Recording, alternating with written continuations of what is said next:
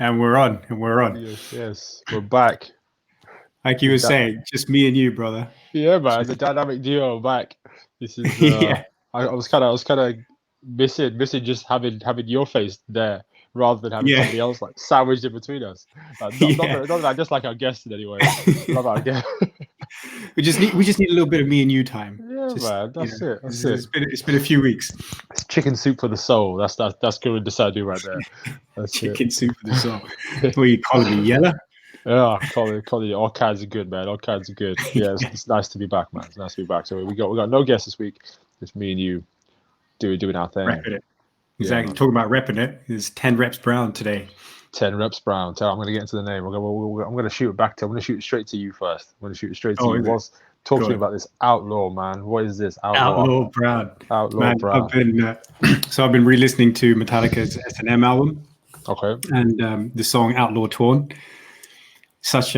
It's just like there's so many epic songs in that. Basically, Yeah.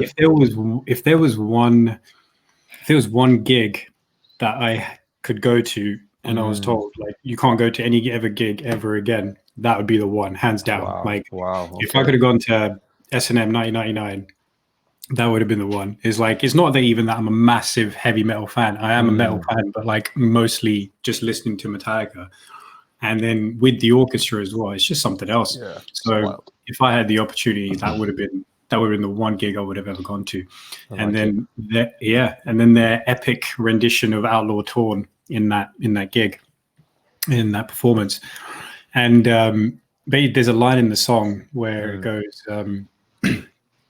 the line is, "If I ever close my mind in fear, please pry it open." So that resonates with me. So I was like, "Yep, I need people around me, so if they can see it happening. If I'm ever getting to a place where it feels like my mind is closing off to the world around me, or I'm not considering my options, or whatever it is, I just need you to pry it open, man. Just grab a wrench, grab a crowbar, and pull it apart." So yeah, that was a sick line. Really enjoyed that line, man. Awesome. That's awesome. It's really interesting you bring up Metallica. I've not heard that song before. I'm gonna listen to it post podcast, like just like you were listening to Whitney Houston last week. I'm gonna listen to Metallica. I'll send you that track. How do I know? Oh man, bro, you had me in stitches for so long afterwards. I was like, this is Umar's shower music. Whitney It's like Houston, general hype music. Just like, yep, get this shit on. You see that movie? I'm gonna take out a tangent real quick. What's it called? The Internship. With Owen Wilson and there you go, Vince Vaughn. Yeah. At the start, they're listening to what's it called?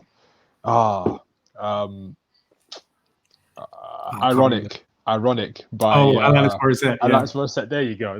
This is like one of those stupid tunes that you just like, yep, this gets me moving. Yeah. I'm gonna listen to Metallica after this. But my uncle was the first person. Shout out to Cool Chachu Berry, right? That's what I call him. I call him Chachu Berry, right? He's the Chachu. He's the guy who introduced me to Metallica back in the day. I remember seeing his. Amazing. We had a vinyl player in my grandparents' house, the house that I was born into and grew up in a little bit. And he had these vinyl records. And I remember I only remember one vinyl record because the cover was so vivid. It was a Metallica album, and I'm gonna butcher it because I don't actually know anything about this stuff. But it was like how can I describe it? It was like Majin Buu from Dragon Ball Z. And you ring any bells? Oh man, big pink guy, like just kind of pink, but like his face was like exploding almost, right? And it was the cover for this. It was sick, and I remember it was such a. I can picture it right now in my mind. I'll have to find it. We'll stick a picture up on it on the Instagram page or something. But that was my first introduction to Metallica, and then listening to what was the tune called? For Whom the Bell Tolls. Oh man, yeah. Track. And then take a look to the sky just before you die. What a line! Yeah, crazy. It's the last time you will. Yeah. And then what's the other tunes called? Into the Sandman, obviously. Just legit Metallica. The one that gets me, I think this might be from S&M as well, is No Leaf Clover. I love that tune. That's the one that's stayed with me for ages, man. It's just the kind I get these visions when I listen to that song. I'm just like that one really, really centers me. It's crazy tune, man.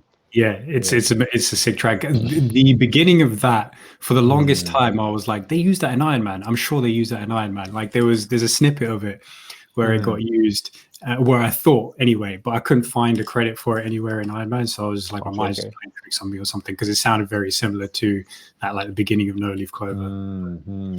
Whatever, man. Yeah, I think you're right. I think you're right. There was nothing to it. I can hear it now. Now I'm playing back the song in my mind. I can hear some kind of like, because there's like a marching army kind of bit at the very start, and then it breaks off into the like the melodious tune, and then it drops into everything else. Yeah, interesting, man. Yes, I know, it's just like it always gets me. I'm just like, I swear to God, that's from Iron Man, but whatever. I don't know.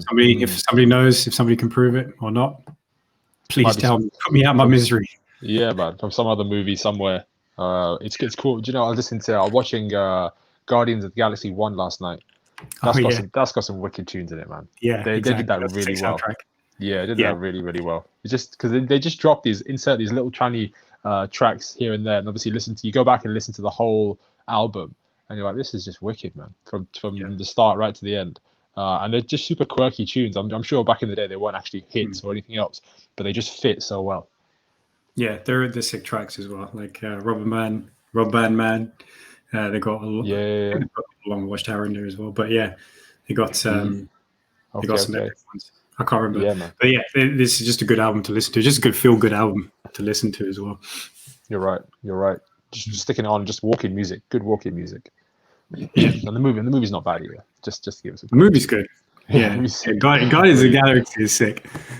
I love the dynamic between Groot and Rocket is my favorite. Yeah, them two make the film for me. It's just like I love the scene, in the prison, and they start off hatching the plan, and they're like, we have to get the battery last, and Groot's over there just like picking it out of the wall, and it kicks off, and then them two just kind of like stand off in the middle of the prison. Rocket's firing his gun everywhere. Groot's just like screaming his ass off. I'm like, this is so cool. Seeing that for the first time in Leicester Square with my cousin Habib, just blew our minds, man, because it was just a floor to see wall to wall surrounding. That was a proper cinema experience. So yeah, rate the director of that film. Yeah, man. James Gunn. James Gunn. James Gunn. That's the one. Yeah. Okay. Yeah, man. Did you see Tenet yet? I'm gonna watch it on Tuesday. Come on. I've got it coming. So say nothing.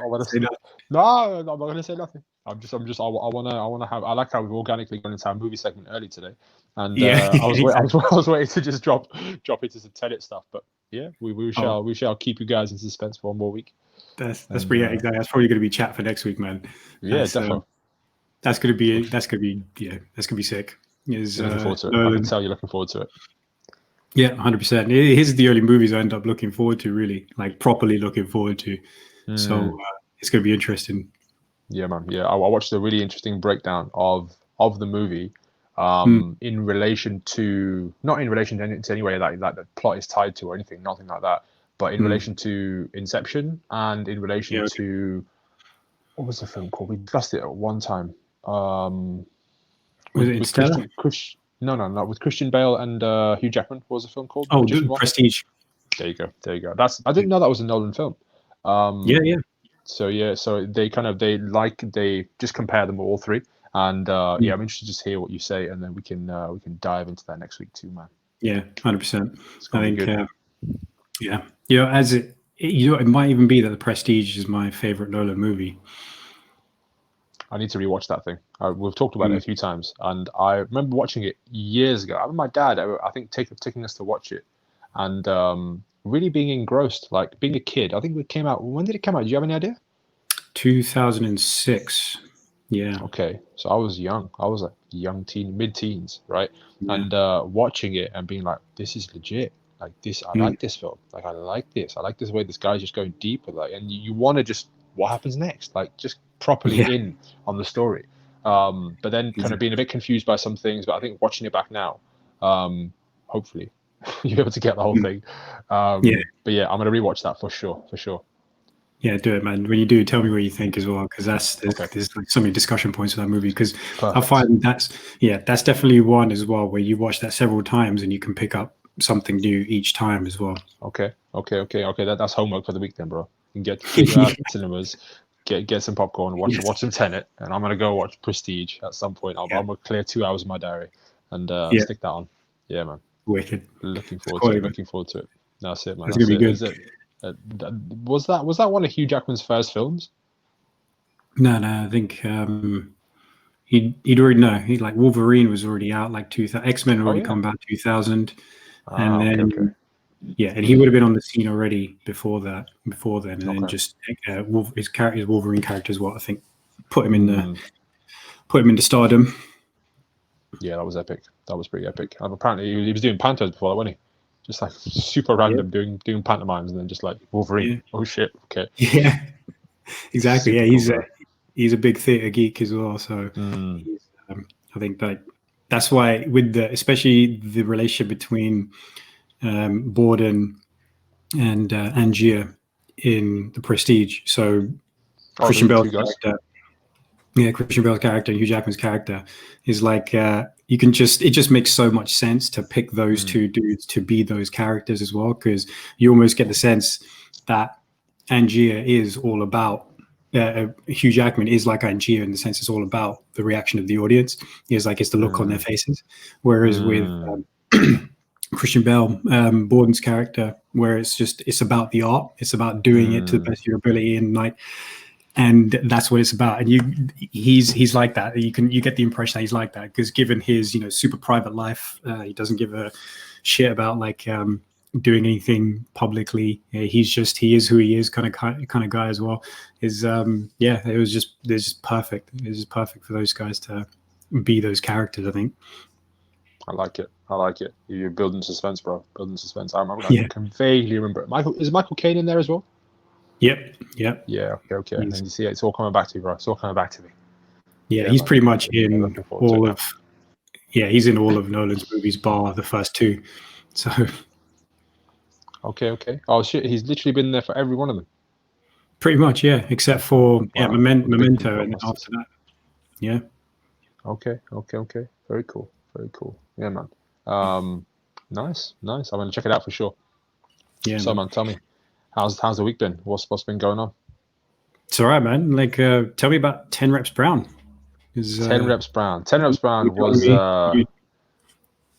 was just a conversation that I was having with a friend, and it was one of those conversations where it was like, kind of realized that we had come to a point where now nothing really seems difficult. And when I say that, I'm not trying to say that like everything's easy. No, I'm trying to say that everything is 10 reps away. And what I mean by that is whatever the task you're trying to accomplish, whatever task you're trying to get through, it really is only a case of try again, and keep trying. And 10 reps is an arbitrary number. 10 is an arbitrary number.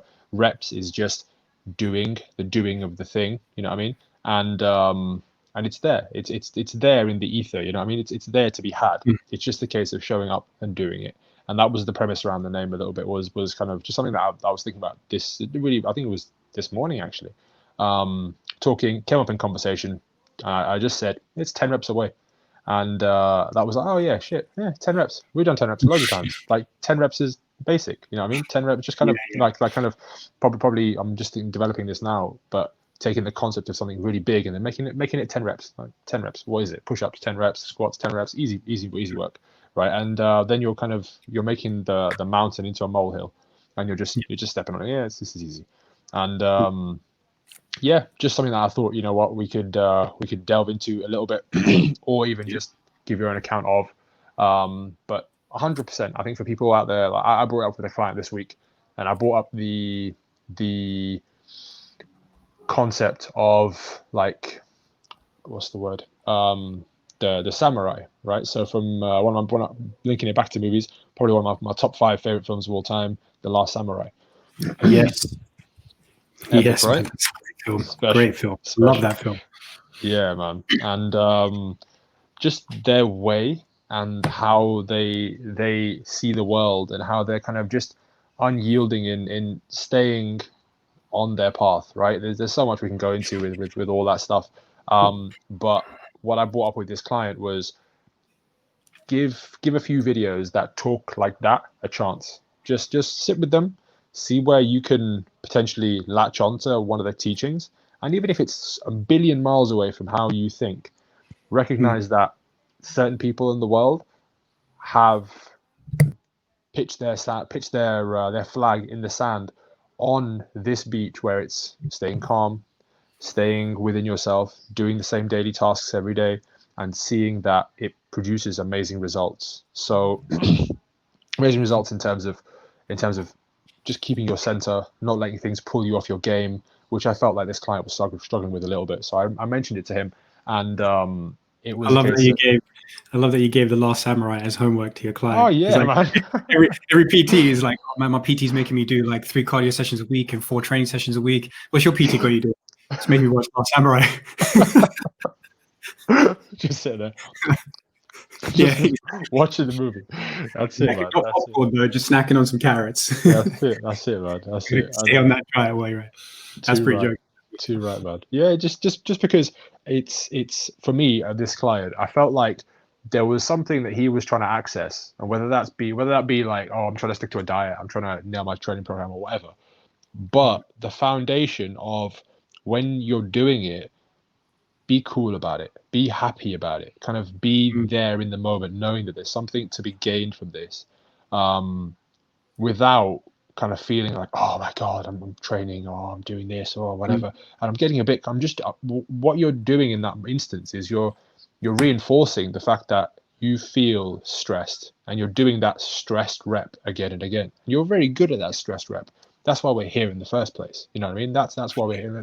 Let's kind of learn to recognize that if there is people out there in the world that are doing something, that means it can be done, right? So the fact that you're not there yet, let's go and just give 10 reps to this kind of training and see where you can get with that. You know what I mean? Because I know this guy to be very, very academic, smart guy, applies himself, runs an amazing business.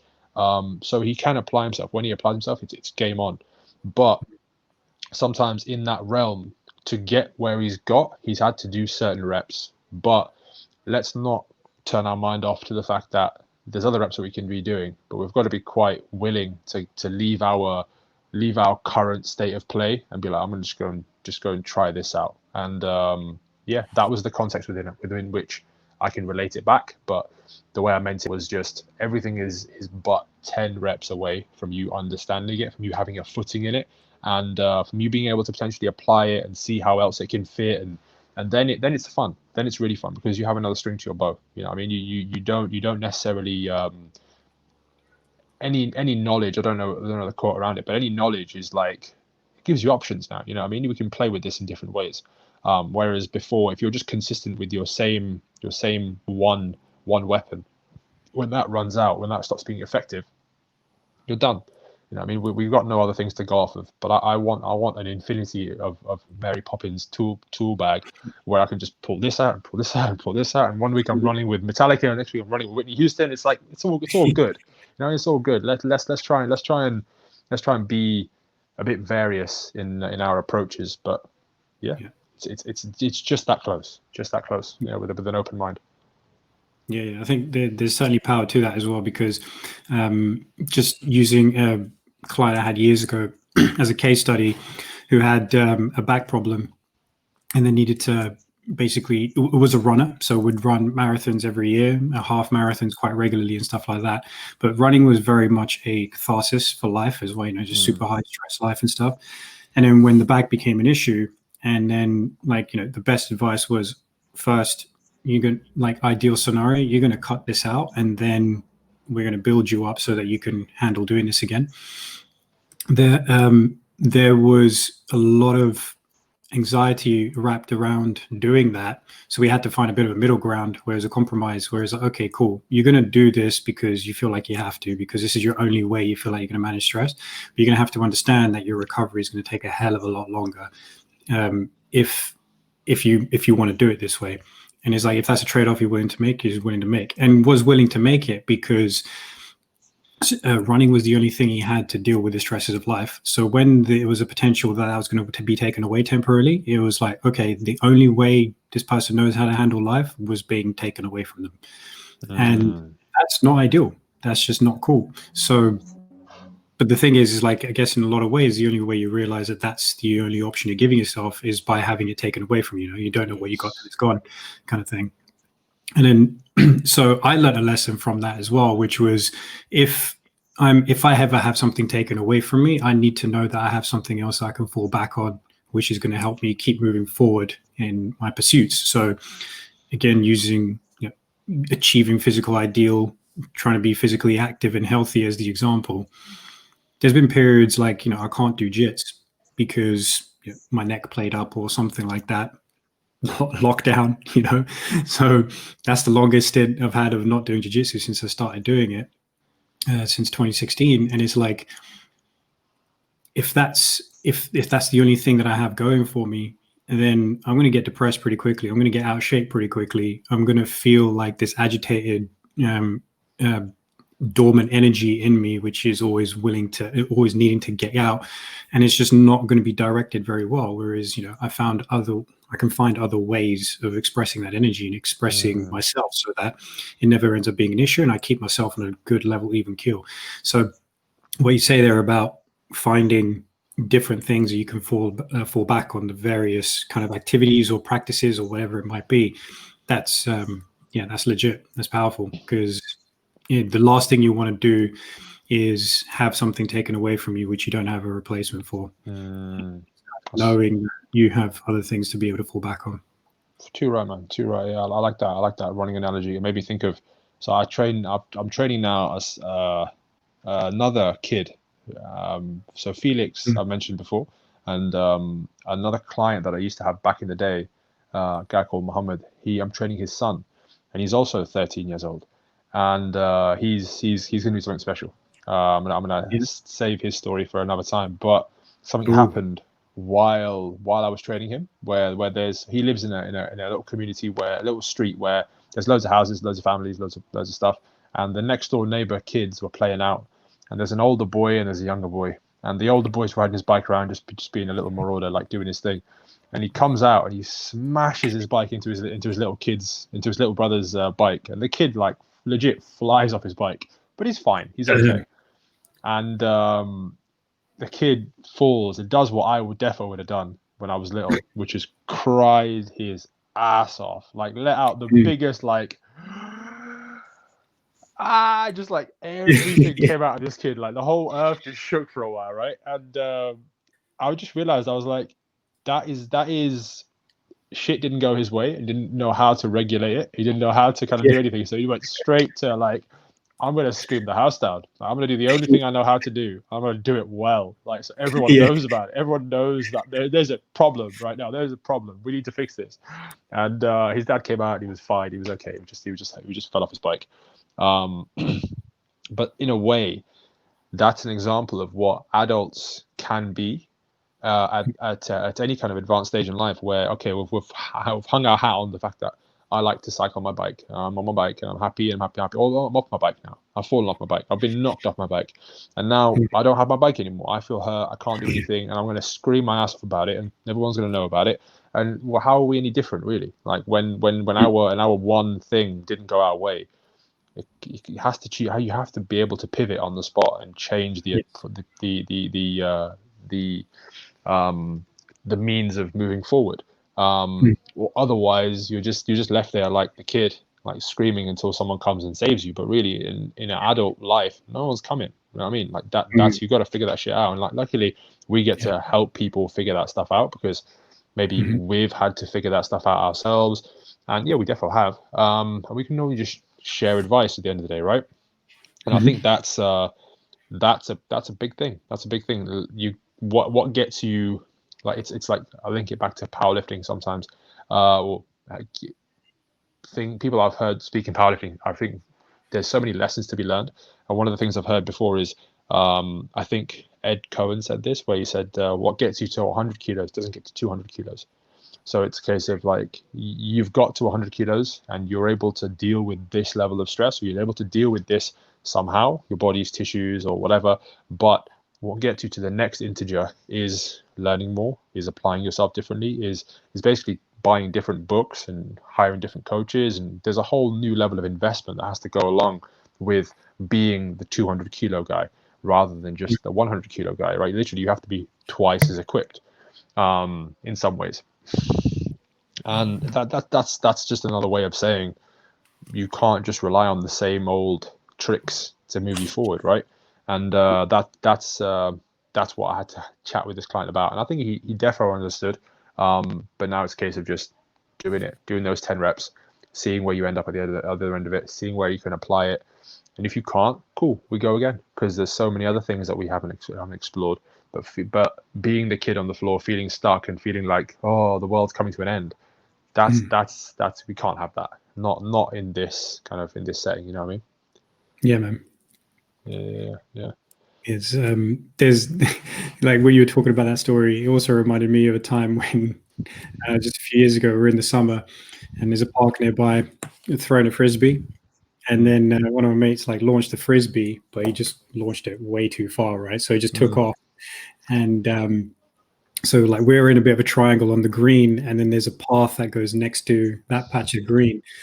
And there's a family, there's a woman and her kids, and the son's probably like 6 years old, just riding his little tricycle.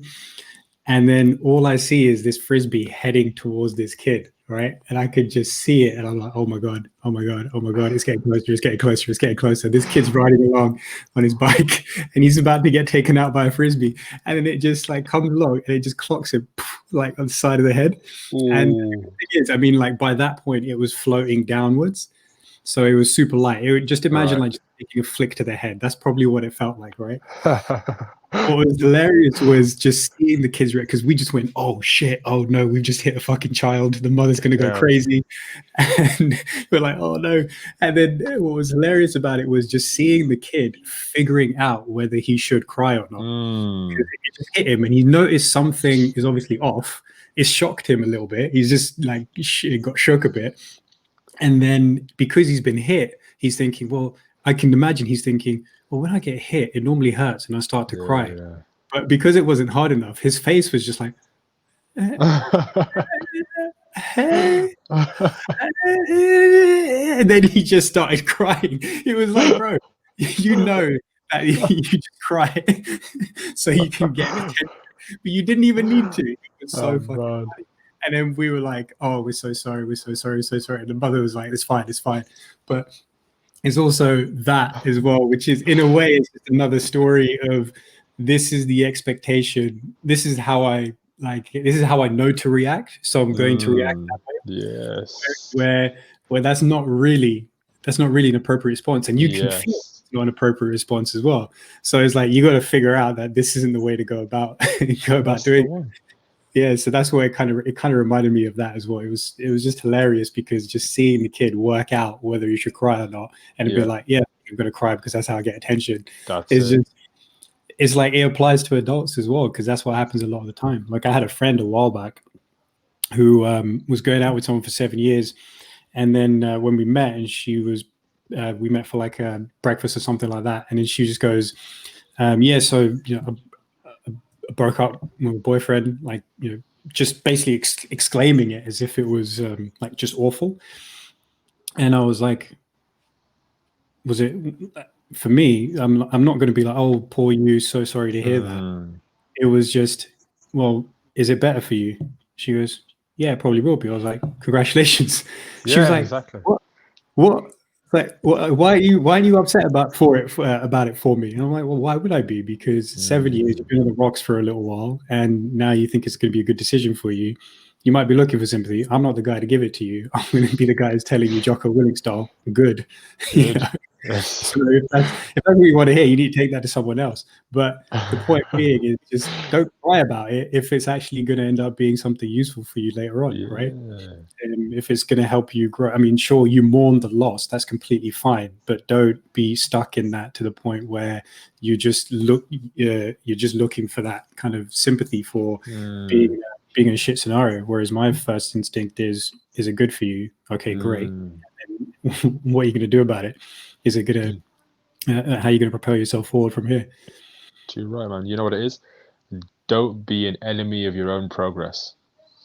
Yes. That's what it is. Don't be an enemy of your own moving forward in the world. Like when you talk about the kid, I love both those examples. You talk about this kid who's like trying to figure out, like, am I going? Do I need to cry? Like, no, you definitely don't. Let's do that rep now. Let's do that rep because, like, as a kid, I had hardwired into me, not by anybody, just by myself, that when I cried or when I lost my shit, I got my way, and then that was my go-to.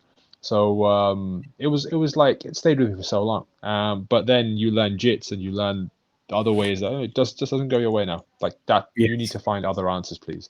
And you learn that in school, you learn that in exams. Like you don't study, you just don't get it by just showing up on the day and just being present. Like it doesn't equal that. So it's a case of you need to develop separate another answers, right? Like that kid only had that one route of like hit, feel a certain way. Do I like it? Yes, no. Probably no. Cry.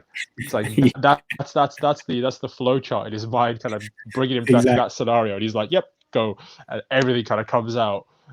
Whereas your kid kind of had like a bit of a, it's okay, really. Like he didn't really need to cry. Well, if he was with his mates, probably be like, it's fine, whatever, throw it back. And yeah, the same thing for the girlfriend, who's like probably had loads of instances where her other friends or family or whatever would have just pandered to it and been like, okay, yeah, I'm sorry, or what did he do, and whatever, you're thinking about taking him back, and just getting into that bullshit chat. It's like, no, you're growing, great. Like, I'm happy for you. I want good. I genuinely think the same thing happened to me recently as well. And it was like, I don't know what was expected, but I think I reacted in a very similar way to you did. And it was just like, oh, great, nice. Like that's good. That's a good thing. Like, I'm not, whether it's a good thing or a bad thing, it's a decision you've made. So I'm going to hopefully support you through with it. Right. And that's good. That's whereas the other people are just going to keep you in that space. And it's like, this is not cool. Let's really see what's happening here. You're legit holding each other back and like swimming in this like pool of just dead energy. Like let's just be a bit more fire. Yeah. Come on now. Fire. That's it. Fire. Yeah, man. But no, it's far too. Sorry, go on. No. All I was going to say was because ultimately, at the end of the day, you're going to have to live with that decision whether you like it or not, right? So it's definitely like, yeah, cool. Again, I always say, you got to live in the, like we talked about before as well. You got to live in the present. You got to mourn it. You got to process it, but don't wallow in it. You can't be doing that. You got to be able to certainly process stuff like that.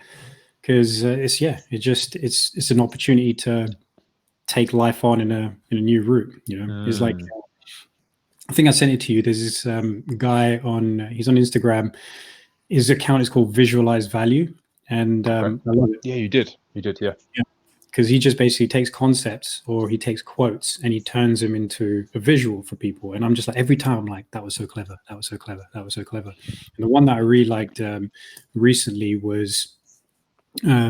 And I think, I talked about it before as well. Like he had one where it's like reality perception. I think I told you about that in like several podcasts ago.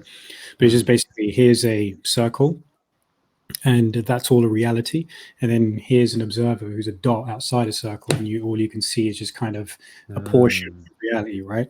And then there was another one which was perspective. So that's your perspective on reality. But there was another way that it was kind of portrayed, which was like, the lenses that you view the world from. So it's like you view the world from one lens, it shines out into, and then like, here's a whole big reality, and then you add like another lens. It's kind of like a magnifying glass, and it's just and it just increases that area that you're able to see of the world. So that experience is basically increasing your ability to see the world for what it is, like in a bigger way. You're improving your perspective, and that's what all these things are for as well. You're improving your perspective. It's something that allows you to get wiser, basically. That's so true, man. So true. It's interesting you what you just raised made me think about a client of a friend, and so he's this trainer's training. A client of a trainer that I know. This trainer's training the client post lockdown, and this client feels, through this client's kind of journey, stress, battling kind of existing, I'd say, like family dynamics, cultural dynamics. Some of the things we've been talking about the last couple of weeks, right? They're ever present. So they bring out a baseline of stress, yeah, and this client has to deal with that. They have to be aware of that. They have to move forward with that. But so I can kind of liken this in the sense that, say, a militant granddad would kind of be a little bit, yeah, so, and what? Like, do more. I'm not happy until it's perfect. I'm not happy until I've got everything, you know what I mean? Rather than being aware of the fact that, okay, we're here now, we've got this, and we can move forward on this. We can plan here. We can look at the loss. We can look at the things we've lost, but we can also look at this in a positive spin. You know what I mean? And having that dichotomy, that duality. Sorry. So this client's in the gym post lockdown, and strength isn't where it was pre-lockdown, obviously, because we've not done these repetitions. We've not been able to do squats and deadlifts and all these things that this client enjoys doing in the gym. So rather than looking at the situation with like the big lens that you talked about, which is, oh, we're back in the gym and we see the whole perspective, like, fantastic, I'm so happy to be here, happy to be socializing, happy to be away from my home, which was getting a bit stale, happy to be outside again, the sun's shining, everyone's training, music's going, and we've got all these plus points. I'm back with my trainer.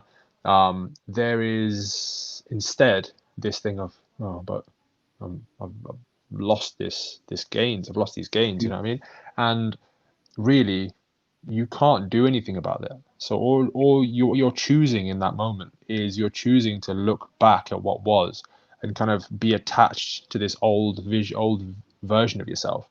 When reality right now, does that really help us? Yeah, in a way, because we know what we're capable of.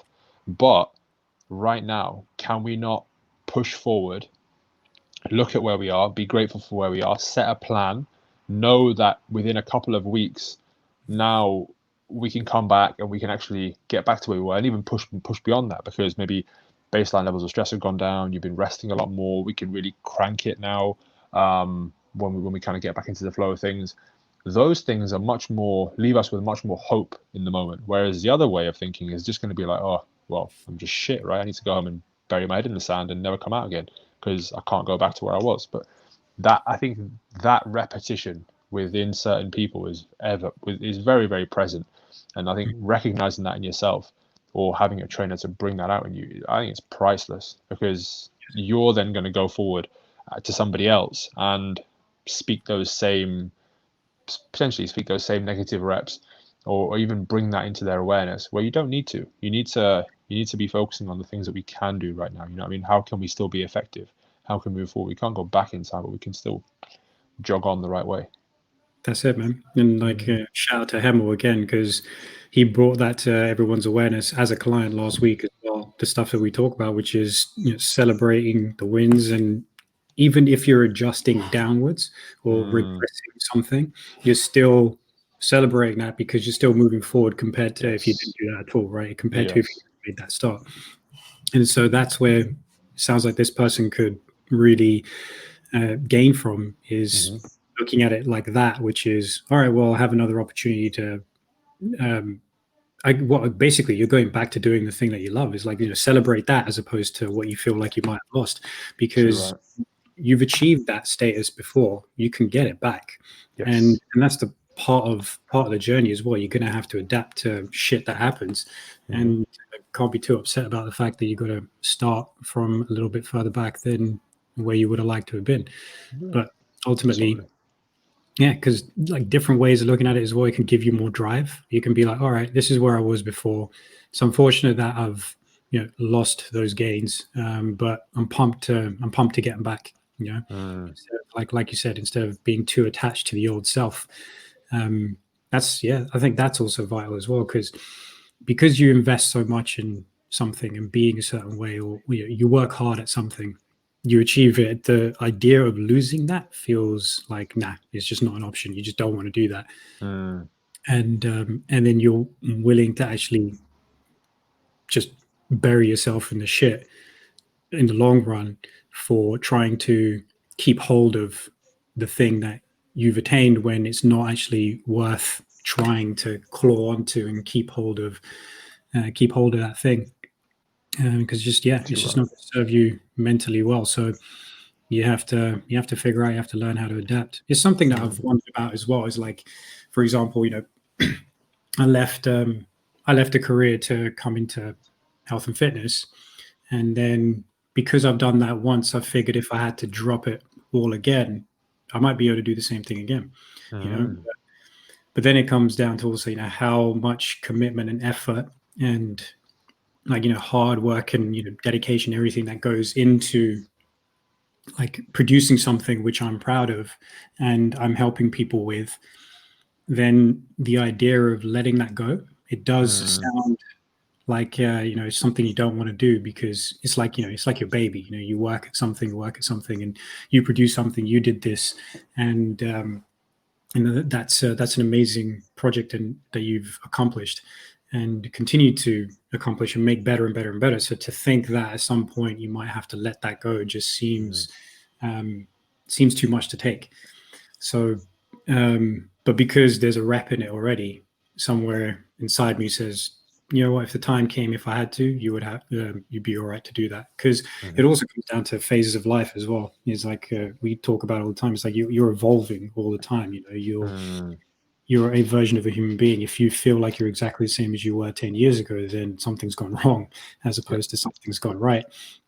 So yes, so in that evolution, I feel like I could find something like that I'm equally passionate about, and it's in a different realm. Then maybe I have to make a choice. I don't know what that looks like, but again, it comes down to being okay with having to let go of things that you've built up, and for the sake of moving forward and achieving kind of the next level of fulfillment. That's it, man. That's it. Nothing's promised, right? Nothing's promised. Like we have these plans, cool, but who's to say that the lesson you're supposed to learn right now is a one of getting 90% of the way there and then just all of it falling apart? I remember, like, a personal story of mine, year 8 or year 9, really enjoying playing cricket for school team, learning how to bowl well, really enjoying bowling, put it that way. And I think the day or the second day before, we were playing lunchtime or whatever, and I think I got pushed by somebody or whatever. It was just like kind of one of those random kind of occurrences, and I slipped and I broke my wrist, little tiny hairline fracture, and I was in such like, I knew something was wrong, right? And I knew because my wrist was like pressing up against my shirt, like it was that swollen initially, and I was like, it's fine, it's okay. I want to go cricket tomorrow. I'll be okay. Like every time I like turned my hand, there was like excruciating pain in my wrist, obviously because there's a freaking hairline fracture in there. But the denial in me was such that I went home, and my mom looked at me like as I walked in, like dragging my arm behind me, like, this thing broke, man. I don't know what to do with it. And she was like, "What is going on with your wrist?" I was like, "Yeah, it's okay." And I could visibly see on my face that not okay, right? This is hurting me. And she looked at my arm. She was like, "It's entirely red, and it's like bursting out of the seams of your shirt, right? Like it's swollen as hell. Get to the hospital." And so we get there and X-ray, and there's a hairline fracture. But the denial in me to be like, I won't be able to play cricket now. Like, this can't be broken. Like, this can't be broken. Like, this can't. I know, because I have to go to school tomorrow with a frigging cast on. How can I bowl? How can I do anything with the cast? Like, you can't run in, have this big club in one of your arms, and like, you just can't do it, right? It's not going to work. And that was it. That was a lesson. And now I see back to be like, you had all these plans, but no, it's not. This is the lesson you need to learn, actually. Like, you take stock in the preparation, the fact that you are that guy. When it's time to bowl, they're going to call you first. Like, but right now you have to park it. You got to learn your lesson, and you got to learn the lesson in patience, and learn it when you're friggin' 12 years old, right? That's you in year 8. And yeah, it's a case that learn it now or learn it later. You just got to learn it. Yeah. And again, back to that, like nothing is promised. It's not gonna go your way all the time. So learning to pivot on the moment is everything. That's such a key skill to learn. And it serves you in so many ways, because you look at jits, you look at anything, PT. You have a client that comes in and you're like, oh my god, this client is amazing. I get to flex all my muscles with this client. This program, that program, this exercise, that exercise, that exercise. Yeah. And they go home and they can't stick to a diet plan. You're just like, oh goodness me, like come on, like this is you're made for this. And like, as much as you want that client to be America's next top model, right, you're just not going to get it, because they need to there's something else, there's another lesson that you need to upskill at to try and get them across the line. And that's just life in a funny way, you know what I mean? It's like, oh, you thought you had it, but no, sorry. Try again. Computer says no, you know what I mean? So Exactly. yeah, man. Yeah, no, it's interesting. It's proper interesting. Yeah, this is the beauty of how business is dealing with people. Yeah, it's like we're learning as much as they are along the process. Yeah. Yes. Yeah, there's Exactly. always an opportunity to learn with them. It's like they're learning something from our expertise, but by them being human, we're learning something about how to just tap into people a little bit better. Oh yeah. And help them achieve what they want to achieve. It's just so fascinating, man. Just Yeah, man. realizing what it actually is to kind of achieve those physical goals, but also just what it is to be a human being, and how everybody just Interfaces. Interfaces. It's like the the principles are pretty much the same. How to live a good life, regardless of who you are. Is just adapting. It's what how Simon said when we had him on, when he's teaching personal trainers, is like, here's the framework, and then you're just going to plug the individual into the framework. And the system is the same thing. It's always the same thing. Whereas, like, to live a healthy life, it's like the system is there. You just need to plug yourself into that system and just adapt it so that it's applying to how you want to live things. So let's say, for example, a core thing is to know your values, know what you stand for, so you live by them. Otherwise, you just feel like you have a bit of a wishy-washy existence without really realizing why that is. So that applies to everyone.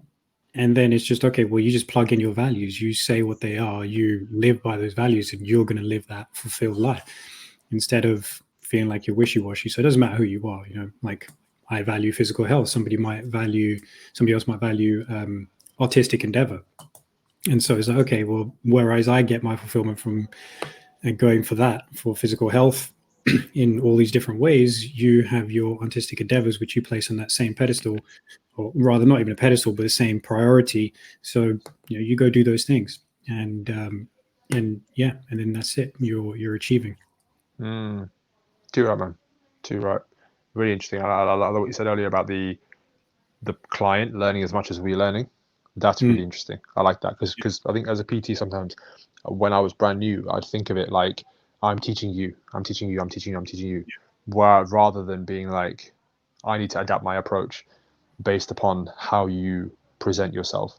And there is a lesson within that. Rather than trying to shoehorn somebody into a squat, let's learn about the actual framework, like you mentioned with Simon, and let's get them to knee flex. Let's get them to hip hinge. Let's get them to do it within their realm of understanding currently, and then potentially moving forward. But this is another quote from The Power of Now. The teacher and the taught together create the teaching, right? So it's like that institution is only going to come about through having somebody who is potentially more and potentially lesser in this situation. But you need both. You need both to have that middle ground form, which is the actual, oh, okay, this is the thing that we're going to plug in and play with, because of how you presented and because of how the experience I've had. And that's the fun part of being a coach, being in this realm, is not only upskilling, but really upskilling and then being like, oh shit, I don't have that answer. Damn, what do I do now? Like, I've got to go away and find out. And I wish I did. I am definitely worth this per hour, but maybe I don't have that answer. But I'm going to go in and figure it out, and that's all. I'm going to go and point you in the right direction. That's the fun part of it. That's the seriously fun part of it. And I think there's times when you find yourself doing the job and wishing it was easier, but then you look back and you're like, no, that was perfect.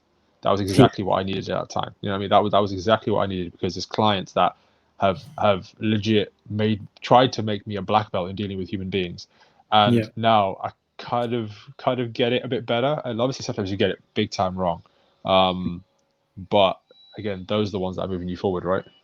Yeah, exactly. And flipping that perspective onto, oh shit, I wish it was easier, to being like, no, actually, if I'm wishing that means I'm in exactly the right place. It needs to be this difficult. I need to push through. Man, it's like so last couple of weeks I've been doing some breathing training. So like I don't know if you've heard of like apnea tables, like free diving, what free divers use to get, as soon as I say breathing, you're just taking a big yawn. That's nice, man. It's like so what free divers use to improve their breathing capacity, so they can hold their breath longer when they go underwater. So it's like there's a bunch of health benefits to it, right? With in terms of holding your breath. So the main reason I'm doing it is like the fitness gains that you can get from it as well. It's not just about how long you can hold your breath for. It's like, okay, if you build up that tolerance to the amount of carbon dioxide that's building up in your body actually gets a lot better and a lot more efficient at using oxygen in your body. Your vital organs become a lot more efficient at using oxygen, and you become a lot more efficient at breathing as well. So that you're healthier, basically, because at the end of the day, oxygen is our life giver. So if we're not getting it to the right places efficiently, which most people aren't because they don't know how to breathe well, like a lot of people are breathing through the mouth, for example, as opposed to breathing nasally, and then a lot of people breathe quite shallow instead of taking long, slow, deep breaths. And so this kind of training is helping to is definitely pushing beyond comfort. Like nothing about this training has been comfortable. And so what you said just kind of made me think of that. Is change in like the idea of changing perspective. So I'm 2 weeks in out of a 4-week plan, and now it's getting to the stage where I've got to do these breathing drills daily. And the ultimate goal is like I'm holding my breath right now. So today's workout was basically starting off at 2 minutes 30, hold, 1 minute breathe, and then increase by 15 seconds until 3 minutes 15, and then go around. So 2 minutes 30, 2 minute 45, 3 minutes, and 3 minutes 15, and then do that one more time with the loop.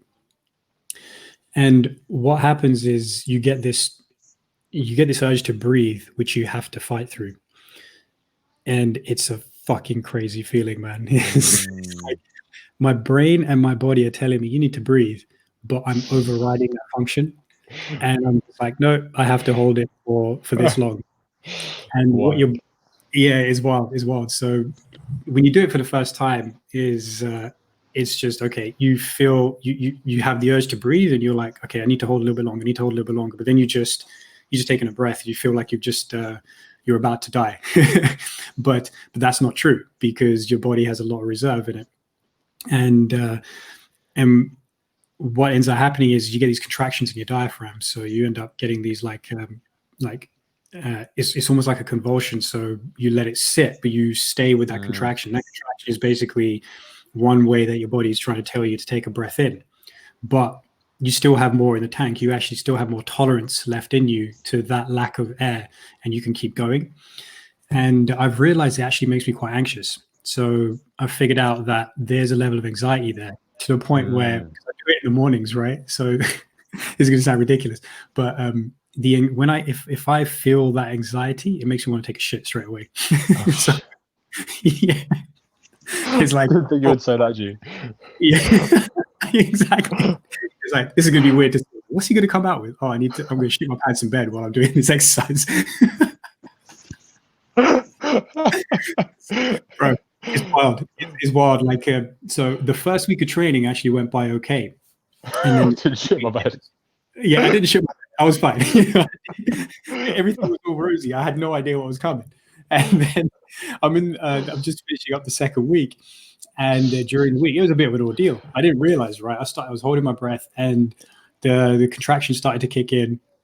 And then I just got this urge. I was like, oh my God, I need to go to the toilet. I likened it to about to do like, heavy squats, but you need to go. It's like, if you carry on, you're going to shit your pants, right? Yeah. So I was like, I'm going to stop and I'm going to go. And then I came back and I started again, and I got the urge to go again, right? I was like, what the hell is going on? So I realized like there's this level of anxiety that builds up in my system. And, like if you get anxious, you just, like, some people, one of the reactions is to just feel like you need to go to the toilet, right? It's like people talk about it all the time. If like, you're at a jiu-jitsu competition or something, you just start to get that anxiety, whatever you're about to compete in. And it's you're about to go into the event, you're about to go into the arena. People like, I just felt like I was going to vomit or I was going to shit my pants, it's quite a normal thing. So this is the experience that I'm getting. And I realized that it's coming from the contraction. So when I contract, because you're overriding the urge to breathe, I'm starting to freak out. And it wasn't like that in the first week. It was relatively plain sailing, but now the second week is starting to push things. It was like, okay, maybe this is what's going on. It happened once, I didn't think anything of it. It happened a second time, I was like, all right, let me see what happens the third time. And the third time it happened again.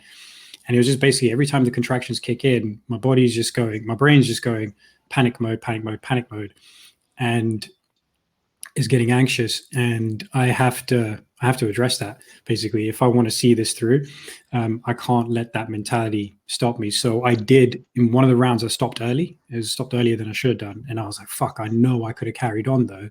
But there's this, the way I'm feeling about it right now, I'm quite anxious about it. So I need to go through a whole host of things to be like, you know what, it's actually okay to hold your breath for that long. It's actually okay to let your diaphragm contract. And I'm using all the anatomy knowledge that I know to make it sound fine to me. So I'm like, okay, if you start to contract, it's okay because you're strengthening your diaphragm muscle, and that's only going to improve your breathing. If you start to contract, it's okay. Because you got a bunch of lymph nodes that are clustered in your gut, in your just underneath your diaphragm. So if that starts to contract, it's going to help lymph float around your body, and that's going to help you detoxify your body. So that's another good reason to do it. And the other good reason is I'm building up my CO2 tolerance. I'm just basically trying to reel off every good reason it's worth it, so I can override that feeling of discomfort. And because the discomfort it's always going to be there, and I have to basically get myself very comfortable being uncomfortable. And, so it just feels like a bit of an ordeal. But because I reset my mind, I went back to it, and I was just, while I was doing it, I was getting the contractions. So for a 3-minute 15 hold, I started getting contractions at around 1 minute 50 in.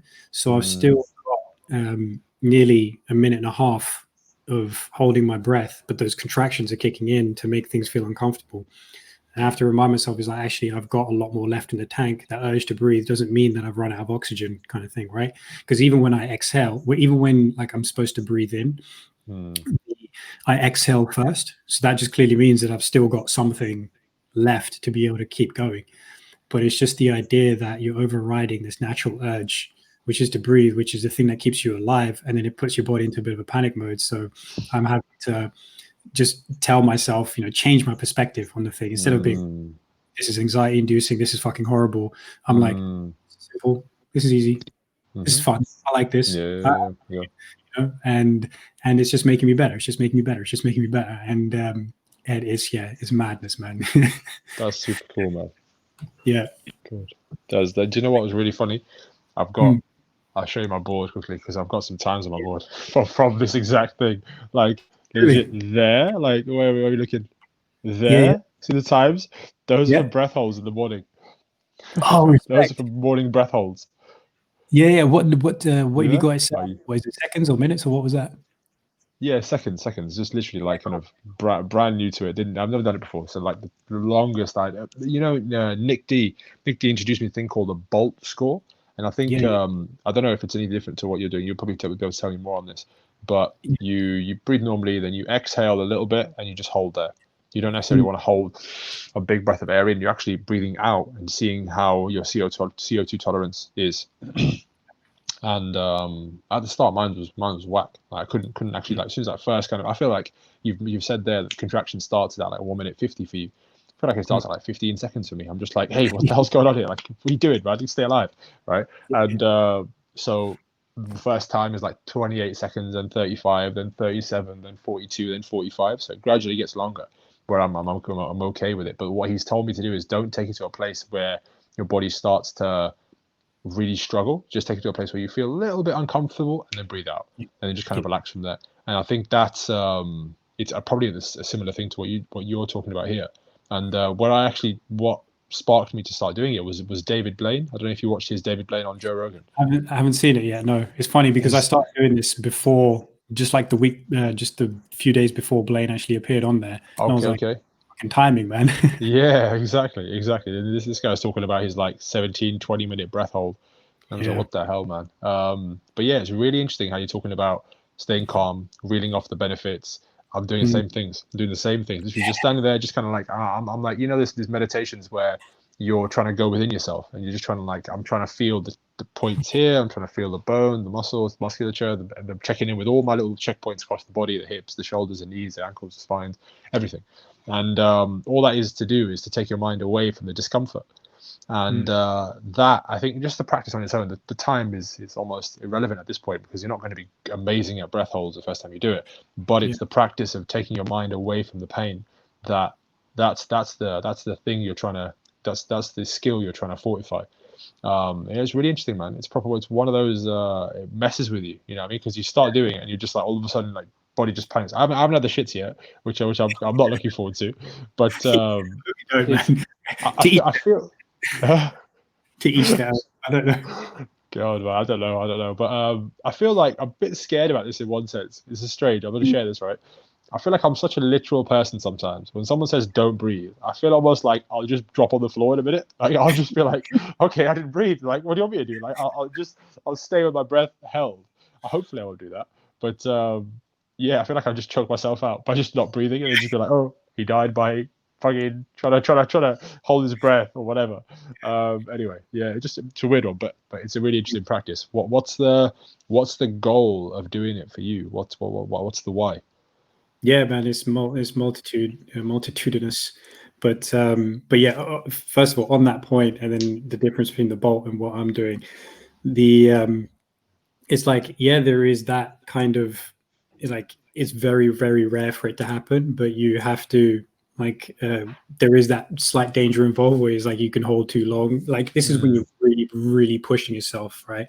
Like, supremely pushing yourself. So you want to ideally do it with other people, but it's going to be rare that you get to a point where you're going to choke yourself, right? Yeah. It was like knock yourself out with because you didn't breathe, because there is a bit of a there is a response where you're just going to go, no, I'm going to have to do it, and then.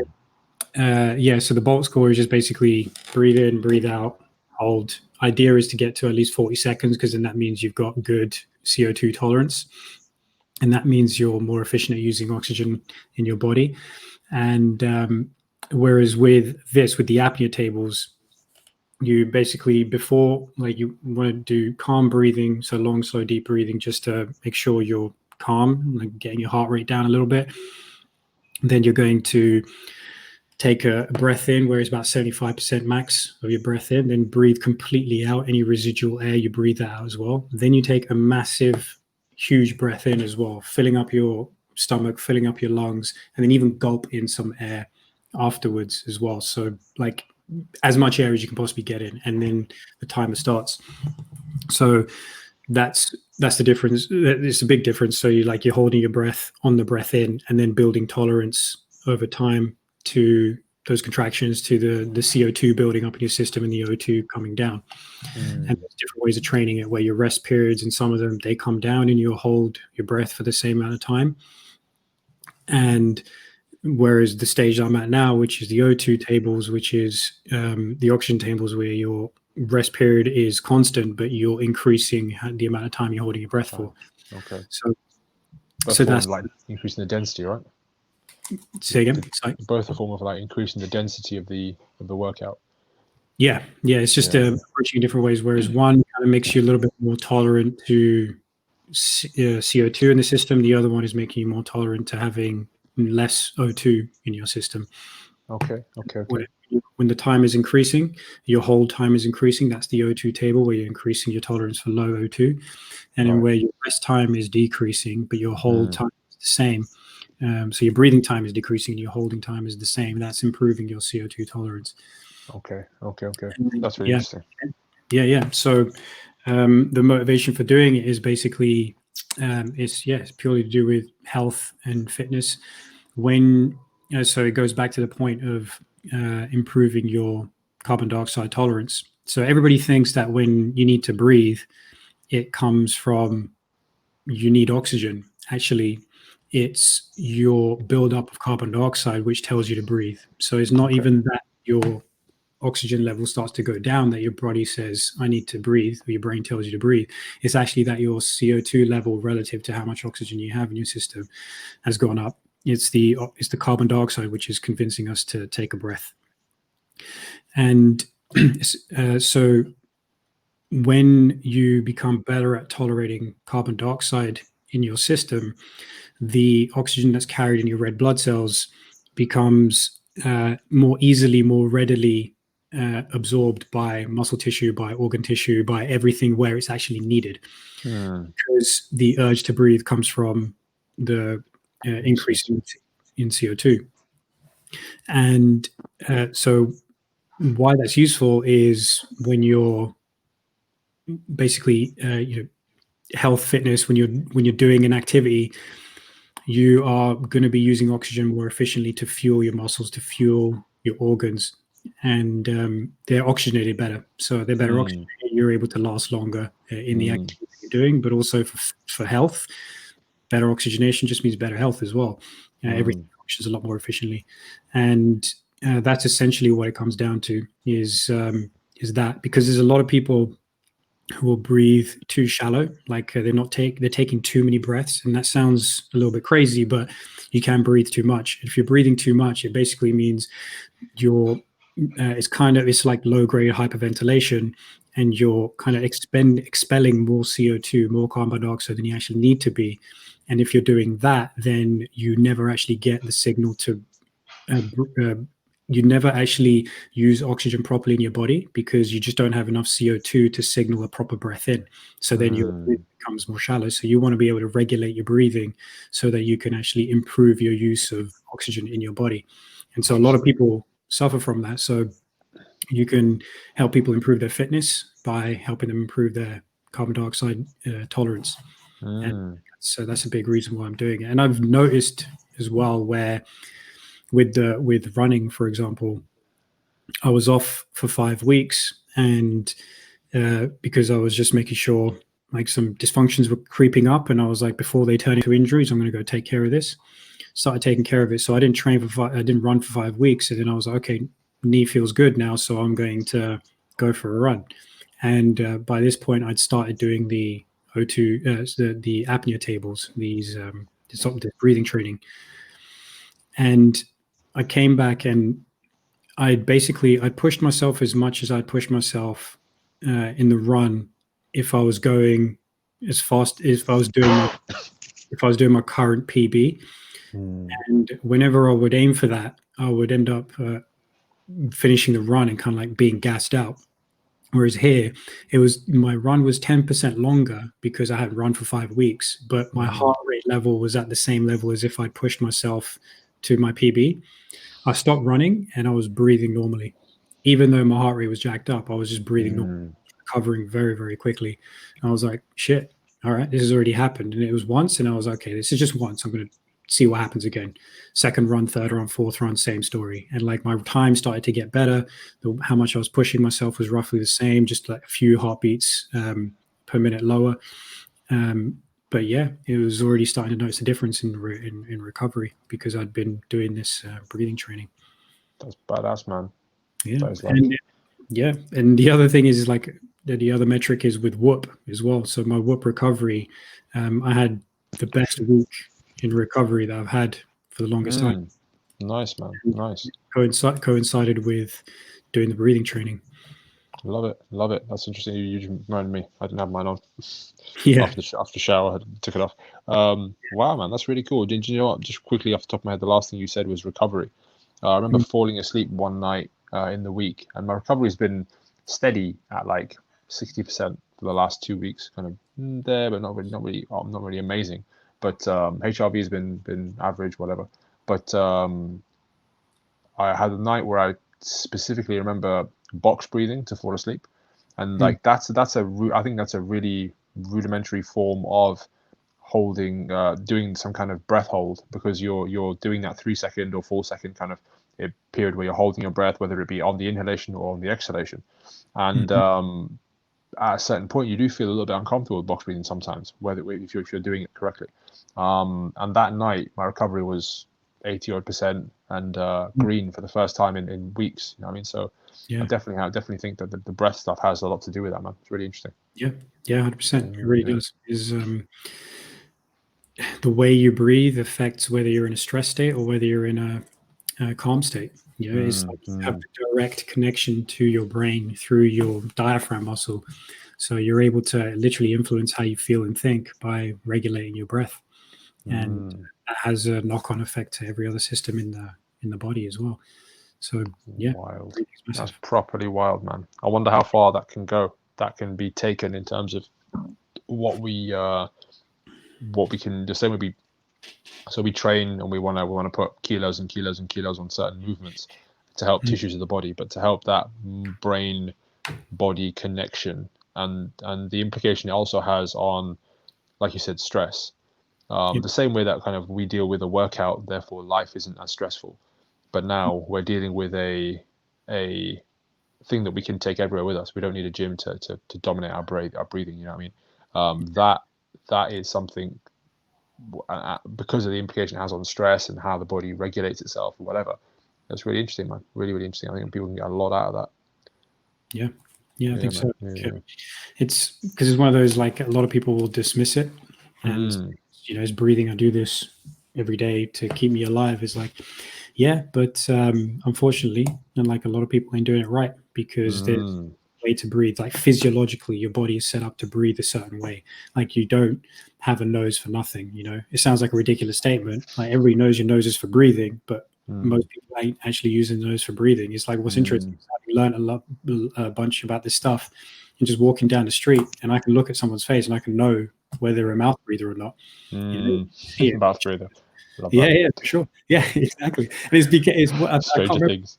Yeah, that was it. So I never watched Stranger Things, right? But I knew that mouth breather became a bit of an offensive term from Stranger Things.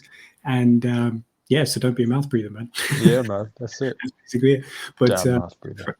and you got to, if you are, then you got to be able to train yourself back into using your nose. There's one thing where you've had your nose broken, you've got a deviated septum, maybe you need to have that surgically repaired, but that is actually worth doing if you've had your nose busted in, because your ability to breathe through your nose changes how much energy you have in the day. Even if you don't change anything else, but you just, instead of breathing through your mouth, you start breathing through your nose, you have more energy. Your nose is basically designed to take air in, filter it properly, and pressurize it in a certain way. And it also activates vasodilation of your blood vessels. So your blood vessels open up so you can get more blood flowing through the body.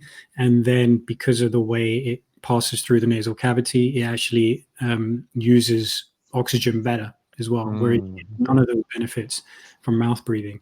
So you want to be able to use your nose as much as you can. You can train yourself to use your nose again in the same way where somebody might say, bicep has shrunk because you haven't been curling. You can't breathe through your nose because you haven't been breathing through your nose. So once you start to train breathing through your nose, just like you start training your bicep, it starts to get bigger. You start to train your nasal breathing, you actually start to get better at breathing through the nose. Yeah, man. No, I've noticed that for sure. Pull check, like do the thing to have the power, right? It's like just breathe through your damn nose, like close your mouth. So The Rock, we quoted The Rock like 2 weeks ago, right? Shut your mouth and know your nose. Change know your role. Shut your mouth and know your role. Shut your mouth and know your nose. Get in touch with that thing. Exactly. That's why I feel like the Malik freaking the nose that we got here, flipping out. It's like two tunnels, man. Like tunnels in my face. I'm just sucking that air in. I have this on my cardio days. Yeah, legit like a Hoover Henry right here. Henry Brown next week. Love it. I was on a chimney. I was on a Concept 2 this week, rower, and Nick's got me doing nasal breathing the whole time, whether I'm pushing high RPMs and then recovering and whatever. And the problem I get is I don't know why I get crazy, like not crazy mucus buildup, but when I'm trying to really force through my nose, it's like bogey just like flies out somewhere. Sorry, let me wipe that. I got 15 seconds left of this like this row. I'll get that in a second. I'm really sorry. I don't like blow my nose half the time. Exactly. You just keep an eye on that bogey in the corner of the room that you just found. I better make sure I keep an eye on that one. Yeah, nobody else saw it. It's fine. Too right. But yeah, but it's proper. It's definitely a superpower, man. Having the ability to breathe through your nose and just regulate it completely. It's I have a client right now who plays rugby for at a really high level. Actually, he plays for his national team, and he's always just like like breathing day one. Obviously, being rugby player, he's had his nose broken a few times. But one of the first things we worked on was just like open that shit up, man. I remember kind of like telling him just like put your fingers here and just kind of like blow through it. Just I want to see this shit just open up a little bit. And just whether it be I want you to chew some more gum just so your airway just kind of menthol just gets in there and then you open your shit up. And then from there it's like, okay, like have you met your nose now? Great. Now we're gonna really get to be good friends.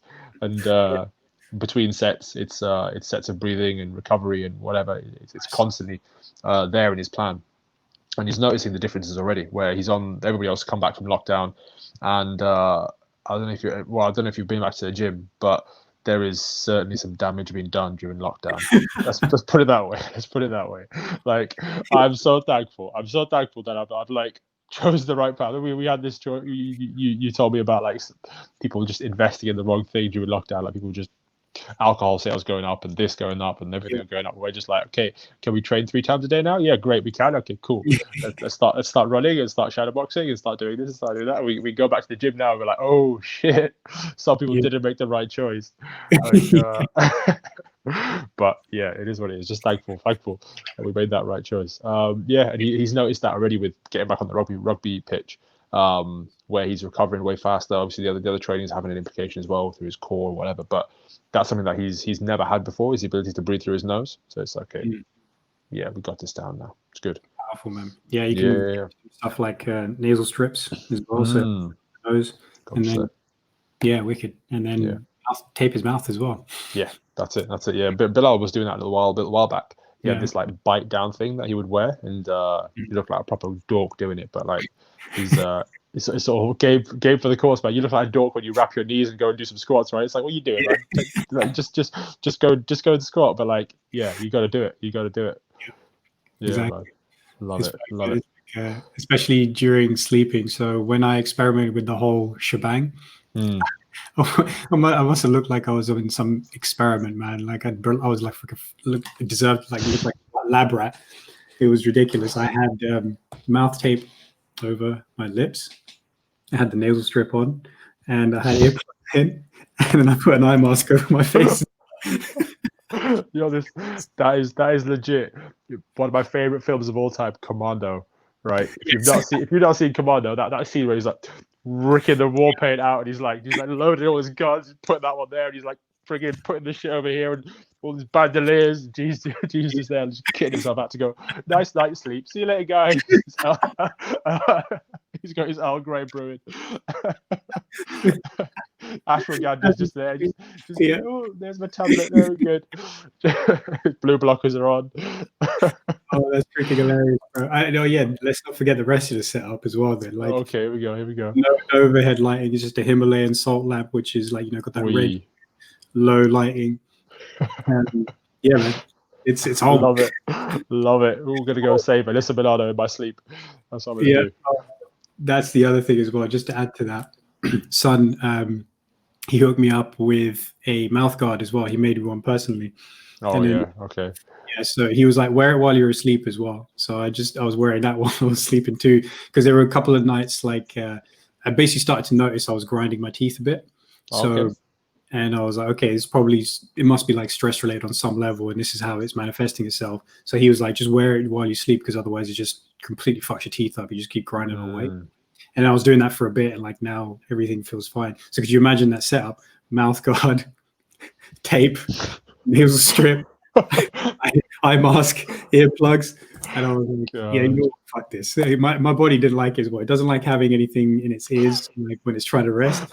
I don't like wearing an ear mask. And then I realized that for me, I'm pretty lucky. I keep my mouth shut while I'm sleeping, which again is nasal breathing, because a lot of people will just like tilt their head back, mouth drops open, and they start breathing through the mouth, and again, it's not good quality sleep.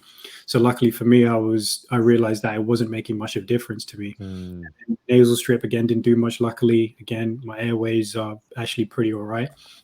So I was like, you know what, fuck it off. Like I did it for a week, and I go, all right, I don't need to do this anymore, because nothing changes. So I love that. Yeah. You went all the way, man. You went all the way, full retard. Yeah, exactly. Full retard. You went full retard. Sam Penn, was it Sean Penn? I am Sam. Went home empty-handed. Sean Penn did that. Went home empty-handed, man. It's like, I love that. If you're gonna do something, overdo it. Like it's worth anything worth doing is worth overdoing, right? And you're just there with his commando set up for his sleep, salt lamp and friggin' calm, relaxing ocean whale music and flipping everything is that shit works. That's all. Yeah. Last week, the ambient relaxation playlist as well. Yeah. You got to go full ham to see what works for you, right? And then I realized, luckily I don't need a bunch of that. So it was worth the experiment. You just need to breathe, bro. You just need to breathe. That's it. That's legit. Breathing.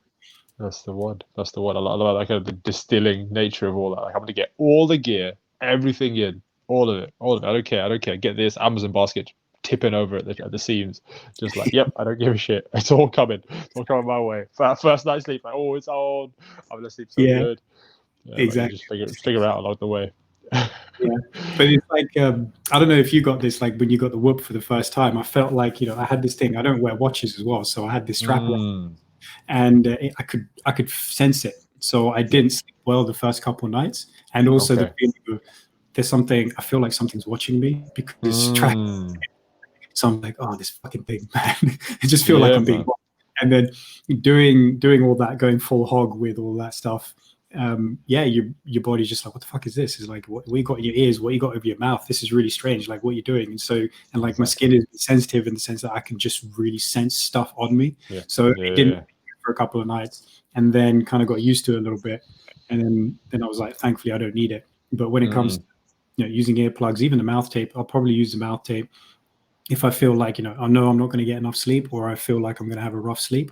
I'll use it then just to make sure that I'm still breathing through the nose, especially if you especially for me, I've worked it where if I feel like I've got something coming on, like I'm going to be a bit run down, then I'll use the mouth tape just to make sure I'm nasal, so that I don't end up with blocked sinuses or some shit. Interesting, man. Interesting. I need to buy some of this mouth tape. I've never tried mouth tape before, but I used to have sleep apnea when I was really big, and that shit messed me up, bro. I'm pretty sure. Like I remember funny I say I remember. I actually don't remember big periods of time when I was overweight. Like not don't remember, but I remember.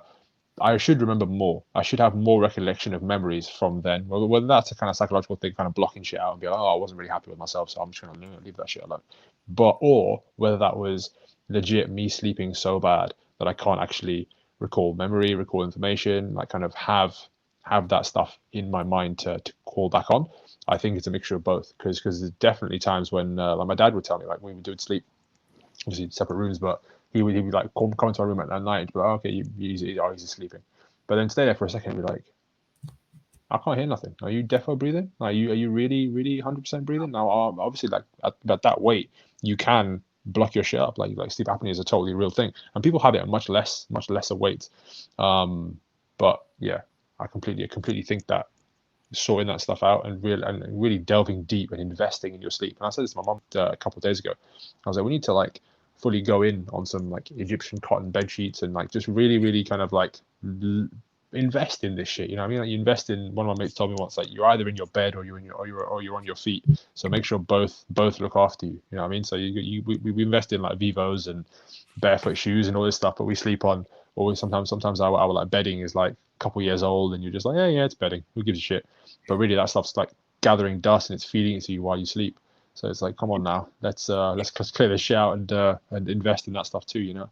So on that note, any people listening with a bed sponsor, hook us up, because we need that shit. Yeah, we need that shit. Yeah, we can't be having no sleep apnea. That's no fun. Exactly. No way. It's like all about that healthy sleep. There's you even get earthing bed sheets as well. Or it's like, you've seen those, you know, you just like put it over your bed or underneath your bed sheet. So you just kind of wrapped it around your bed and it's connected into the earthing part. I'm just laughing because I'm like, how far do we take this shit though? I think I'm gonna come to your house one day, you'll be like that tinfoil fucking hound.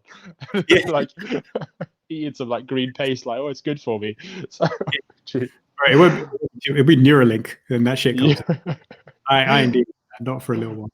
But but that's the thing, is like when you think about like the logic for it, in a way it makes sense, because you know, being grounded, being earthed is a thing as well, because most of us don't get that connection with the ground and with the earth. So the fact that you can, you know, kind of do that, it's not synthetic in a made up kind of way, but it's actually doing the same thing. It's important, because you get vitalization that you experience as well. There's like a whole kind of like biophysics and like science behind it as well, which I'm not fully aware of, but I just know that basically there was a family friend a few years ago who she's got young kids as well. She got to a point where she couldn't hug her kids because she kept giving them static shocks.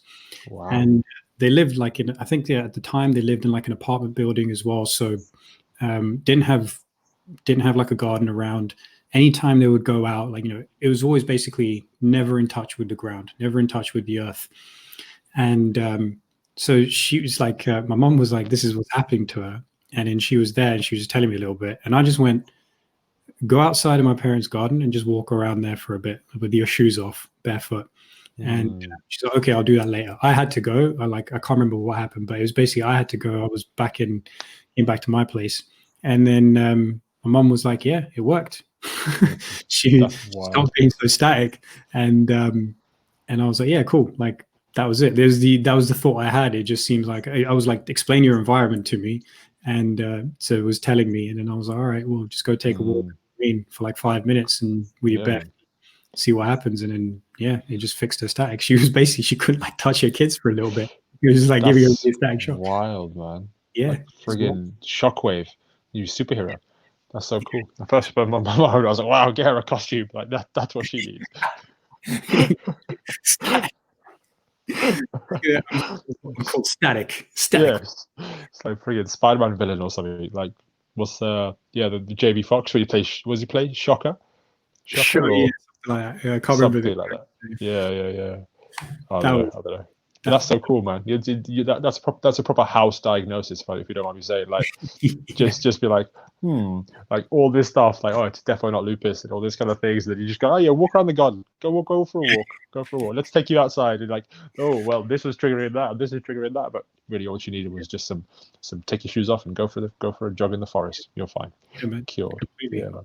It's a thing. It's a thing, man. Like, just what is it? The Japanese call it forest bathing, where you're being out in nature and just, that's what it translates to. You're just being out in nature and you're just essentially recharging yourself, because you're out in nature. You're not looking at something that's directly in front of your eyes. You're actually looking panoramic vision. You're looking at stuff which is green. You're in contact with the earth, quite literally, seeing it properly as well. And you actually lower your levels of anxiety and your depression. You just feel good for it. Man. TJ was reporting the same thing back. He climbed Snowdon last week. That's why it wasn't here. And he was saying it was like super cool being up there, just being kind of there. You've just put a kind of a asterisk on that point as to why. Man. I think a thought came to my head while you were talking about people you see that mouth breathers, and like there's almost a recipe, right, for fucking up the human being, like and you can almost read it in people's faces and people's habits and people's doings. Like, oh well, this animal doesn't like being out of this environment, but we've taken it so far left field of that environment that we're just literally trying to denature ourselves so readily and so often and so without care or without even knowledge, and we put our consciousness into computers or iPads or whatever, but we're not the intuition of the animal is just gone to the point where like your friend, like she's so ungrounded and so in touch with the things that human being needs, that it's like, what the hell, we need to go back to our roots, right, and just go back to the things that we inherently are. You know what I mean? Like we need to see horizons. We need to sleep at certain times. We need to run and jump and eat these foods. But really, we stay in, well, the whole, like, the rat race, right? Like, Wanted, the movie Wanted comes to mind, where he's just like stuck in the same, like, inane existence. But there's something else that he's like called for. It's like, go back to that shit. You know what I mean? Exactly. He does that, and his anxiety goes down, right? Yeah, that's it. Yeah. He doesn't want to kill Janice at the office. Yeah, exactly. Now he's got a purpose. Now he doesn't feel so anxious about life anymore. That's it. It's truth, man. You got, I mean, like, again, pros and cons to everything, right? It's like, it's a beautiful thing that we can light up our night sky so that we can, just because we can and we need to be able to see. It's nice to be able to extend the day, but then the flip side of that is we lose our sleep patterns, and the more research that gets done into this kind of stuff, the more we realize just how important this activity is, to sleep. The fact that everything is up close in our face is like, when we focus our vision like that, puts us into a stress state. It's like, when we're that focused, it's basically telling our brain just to be vigilant.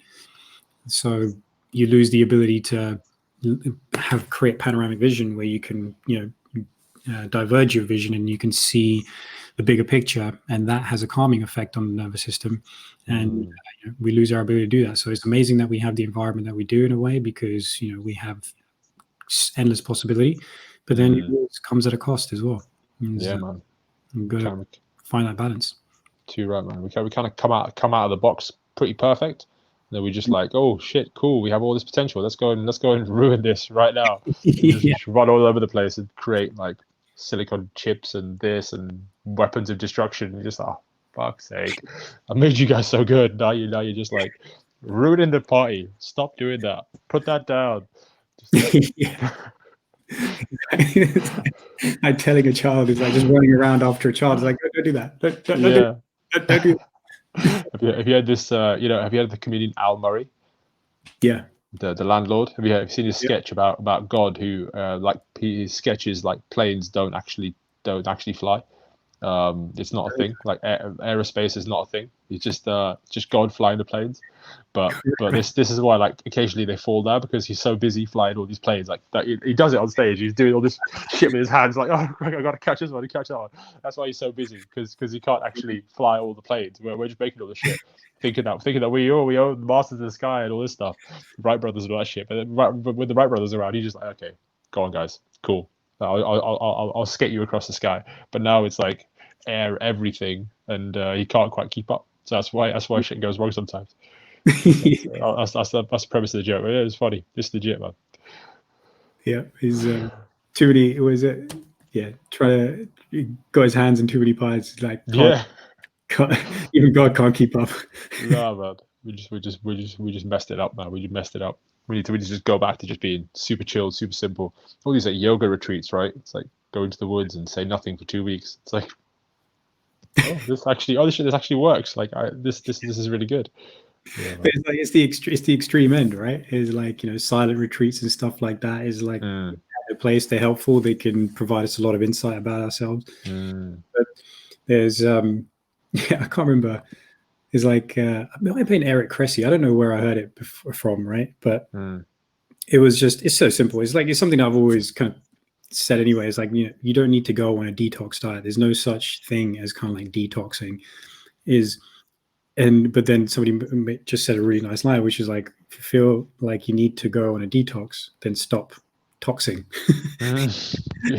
It's as simple as that. It's like, stop fucking so true. putting toxic shit in your body all the time if you feel like I'm going to go on a detox, Yeah. Just none of that shit makes any sense. And there's even an argument that it could be really bad for you, because at the end of the day, if you're juicing like 30 fucking celery pieces and downing that, and you think that's good for you, it's like, well, if you try to eat 30 celery pieces, tell me how that goes for you. You know, it's just not supposed to happen like that. So is the idea is like you don't even have to do that. You don't even have to be there. Man. The same way, like for example, like, you know, intermittent fasting for the longest time, you know, got big. Everybody's like, oh yeah, all I have to do is fast, and you know, I'll be healthier. It's like, good, do fasting, but what you need to understand is that it's the calorie restriction which has the biggest implication for your health, right? So if you just actually manage your calories day to day, you wouldn't have to feel like you need to do a 5-2 fasting. You know, you don't have to feel like, you know, 2 days a week. If you wanted to follow that protocol, you don't have to feel like you got to have 0 to 600 calories in 2 days out of 7. You just manage it, then you actually get all the benefit pretty much from calorie restriction. That's it, bro. Perfect world and all that, right? We're just engines of just mucking shit up. Like, no, like, back to the god, and I just stop doing this. Why are you destroying my great creation? Like, you imagine sitting there just like, I don't want to play no more. You know what I mean? Just like, go, get out of here. Just do what you want to do. Yeah, man. It's so true. It's so true. You people like kind of, everyone loves the extremes, right? Everyone just loves the extreme version. That's why this stuff sells. It's really interesting that the Channel 4 thing that I was talking to you about. They were asking me about a like, what kind of diet are you following? What kind of diet did you follow? I didn't really follow a diet. Like you said, I just stopped toxing myself. I just stopped like crazy amounts of sugar all the time. Stopped kind of, my relationship with Mr. Kipling ended, and it was like great, and it was best thing for me, right? But that's as simple as it is. I mean, that's as simple as it is. But people want this like amazing fad thing. I'll tell me what can we like showbiz this with? It's like, nah, man, stop trying to make this square peg fit in that round hole. I just did what I did, and it worked. Like, cool. Let's just be about calorie restriction and knowing what the body needs. So, but that's not really glamorous. So we're just gonna need a bit more razzle dazzle on that, please. Get out of here, man. What are you doing? Yeah, exactly. Big time. It's always. It's just, you're just blinded by the so-called glamour of it all. It's like you see somebody do. You were talking earlier, like 200 kilo deadlift. It's like, do you know how fucking hard that is? Do you know how much effort it takes to get there? And you don't just see that person doing it and think, oh, you know what, I'll never be able to do something like that. It's like, no, like you're seeing, like, oh, I finally got through all of Jordan Shallow and Derek Woodsky. Wicked. Podcast. Yeah, the one you told me to, right? And then Woodsky said a great line. He's like, yeah, I've been strong since before Instagram. You know? Yeah. It's just like now everybody can see it. That's it. And that's what it is. It's like these people have been doing that behind the scenes. Some people will be posting their progress as well, but then you've got to see that progress for what it is. It's leading them to that point where you see them do the outrageous thing. You see somebody do a handstand. You see somebody do a one-armed handstand. You see somebody do a planche. You see somebody do a 200 kilo deadlift, and they weigh 100 kilos, like they weigh 70 kilos themselves or something. It's just constant effort that has got there. And you see the end product, which to you looks glamorous, but you got to remember the effort that it took to get there. And you can have the same thing. You just got to be committed to the process. And you ever been to like a live sporting event, like go to a football match or something? Basketball game a couple times, jits tournament once. Yeah, with Sylvia, that was it. That was really the only couple of things. I've not really done much of that, to be honest. Yeah, okay. Because I was going to liken it to watching sport on TV versus watching it live and actually being there. So I've been to like Man United versus Man City. I've seen Ronaldo, like I've got it on video, like the moment he took a free kick against Man City and scored it, you know, it was like, shit, couldn't have timed that one better. And what's so, like, you know, behind the camera on Instagram, something looks extra glamorous, but if you were the person, if you were there and you saw him do it, you'd be like, was that it? This is like seeing, it's just another human being that you're seeing, but because you got this separation, it creates this warped sense of this person is something else. This is not a person. This is an entity that I cannot relate to in a way. you could do the same. Like The Rock would be a great example of that. You see him on Instagram, you just see this beast. You see somebody who's like multi-millionaire. You see somebody who's like ultra famous, like from here all the way to like, he's big in China as well. Everybody knows who he is, wherever he is. And so you're just like, there's this massive separation. But you meet the dude, you realize this guy has been hustling his entire life, right, to get to where he is. And that's a human being as well. And so when I've been to a live event, like I've seen, like I've said to you before, like the closest thing to an idol for me is Roger Federer, right? So I've seen sat behind his chair when he was doing his changeovers at Wimbledon and been like, oh, he's another dude. Yeah. Whereas on TV, you're like, holy shit, here's this magician, here's this balletic a tennis player who's just showing us the way in an impossible way. Everybody's like, you could never be like, but you just when you remove that filter, that Instagram filter, like quite literally as well, you just realize as a human being who's pursued something to a point where they're very, very good at it, and you have the opportunity to do the same thing, whatever your realm is, you just have to understand that the principle is the same as that person who looks like that thing. It just looks like it's unattainable. That's the one, man. That's the one. But then, like you said, because there's this divide, there's like a chasm. They are firstly deserving to be on the phone with billions of views. All of a sudden, their status is through the roof. And then you see somebody else in your local gym kind of doing maybe something comparable in strength sense or whatever, and you're just like, oh, okay, cool.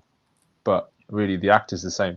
The act is the same. We've been kind of brainwashed by this institution of media and flashing cameras and tuxedos and red carpets and reporters like shoving cameras and microphones in people's faces, that now we kind of respect the institution almost and like you said, it's warped our sense of what actually is going on, and that it shouldn't be because again, all of this stuff is attainable, but we kind of put ourselves at a lesser standpoint because we almost over respect it and we over recognize it to the point where we don't really know what we're doing.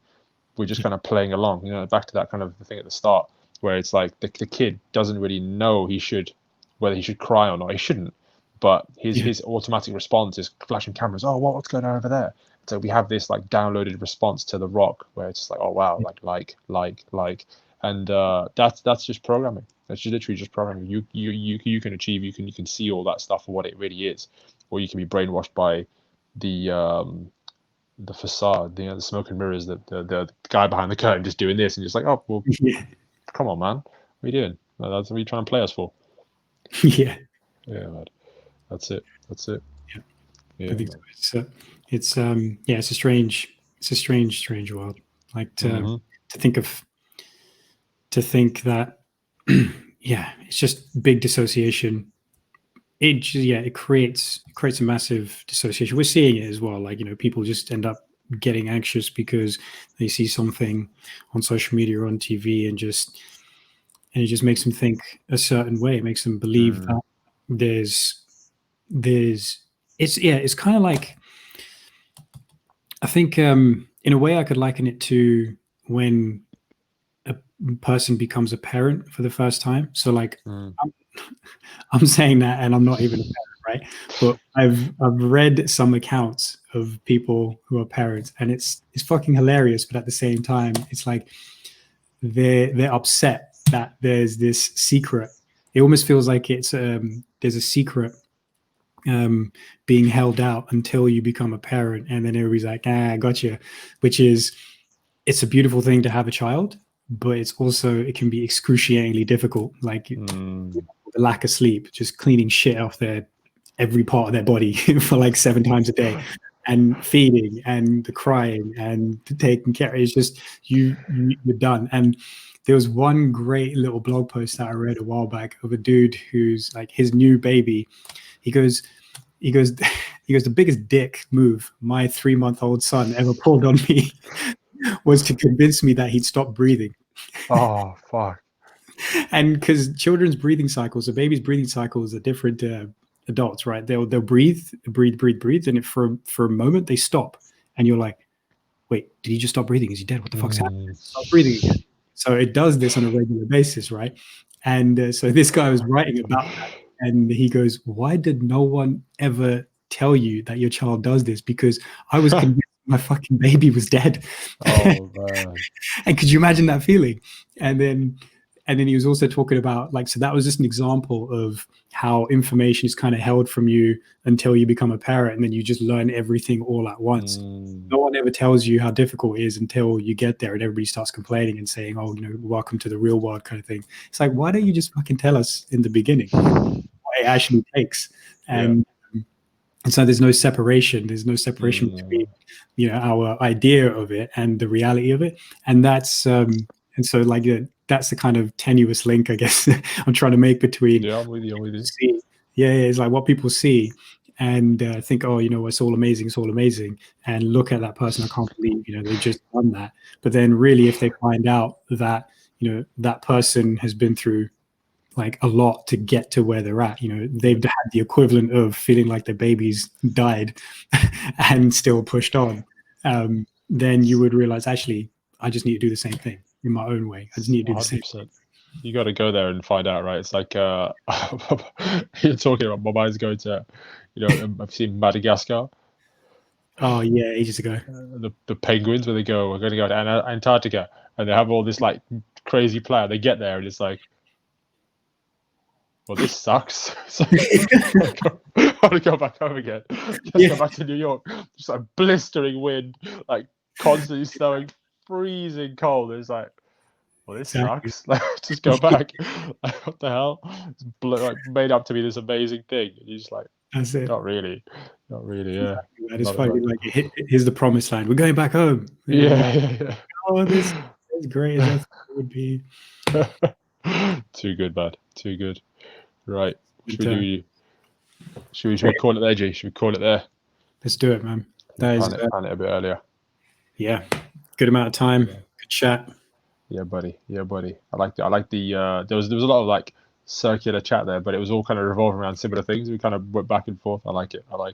Yeah. It was a pleasure, man. It's good to good to chat, bro. For sure. Hope everybody listening enjoyed the conversation, got something out of it as well. Tell us as well. You know, send us a message on Instagram or make a post about it and tag us in it. Tell us which bit resonated with you the most, what you got something out of, and we'd love to hear from you. You can find us on Instagram at Evolve, Achieve, Thrive, and share the conversation with your friends as well. People who need to hear the conversation. We're stoked to get it out there to everyone, and we feel like a lot of people need to hear this kind of stuff, get a different perspective, hopefully open up a new way of thinking for people. Too right. Hope you guys enjoyed it, and we'll catch you next time. Ciao.